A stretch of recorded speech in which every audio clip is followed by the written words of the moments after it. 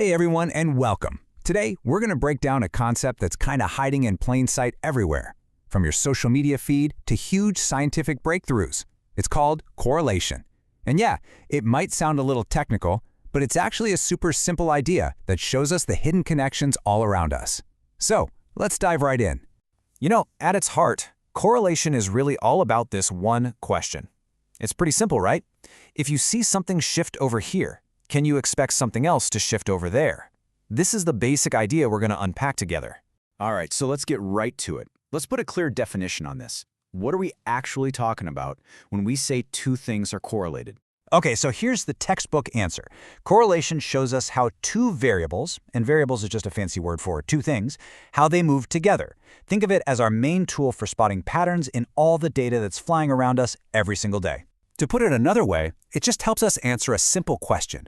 Are these two things connected? Do they have some kind of relationship? Do they move in sync, like dance partners, or do they just do their own thing completely independently? That's what correlation lets us see. Okay, theory is one thing, right? But seeing an example is what really makes it all click. So let's take this idea and put it into a situation that I think we can all pretty much relate to. Let's just imagine we're looking at the link between how many hours a student crams for a test and the score they end up getting on the test. It's a perfect, really straightforward way to see the different flavors of correlation. So, using our study example, there are really three ways this can play out. First, you've got a positive correlation. This one's intuitive. The more you study, the higher your score. Simple, they both go up together. Then there's negative correlation. Now this is where maybe the more hours you study, the lower your score. I know, it sounds weird, but it's a perfect example of one thing going up while the other goes down. And finally, you can have no correlation at all. The hours you study and your exam score have absolutely nothing to do with each other.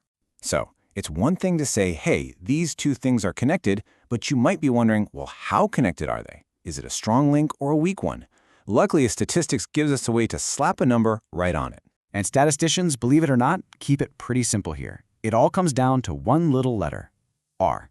This is called the correlation coefficient.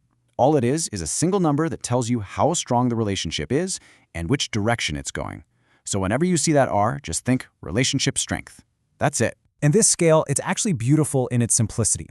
An R value of +1 means it's a perfect positive link. Every time one thing goes up, the other goes up perfectly in step. A -1 is a perfect negative link. They move in perfect opposition.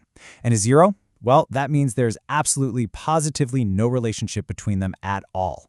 Now, of course, in the real world, most correlations are going to fall somewhere in between these perfect numbers.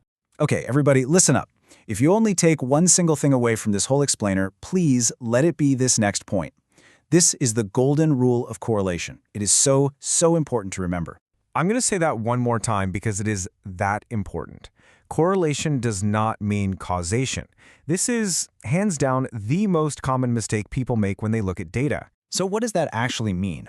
It means that even if you find two things that move together in perfect sync, a perfect +1 correlation, it does not prove that one is causing the other to happen.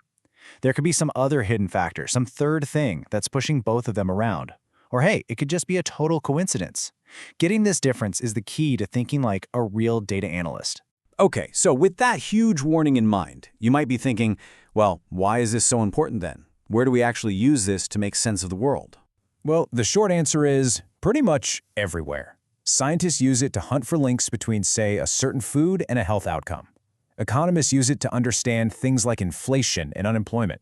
Psychologists use it to spot connections between personality traits and behaviors. And in business, it's used for everything from marketing campaigns to predicting the stock market. So when you boil it all down, what does this all mean? Well, understanding correlation is really about learning to see the world in a new way. It's about spotting those hidden patterns, those invisible threads that connect two things that might seem totally separate. It's the first step to asking much deeper, much more interesting questions.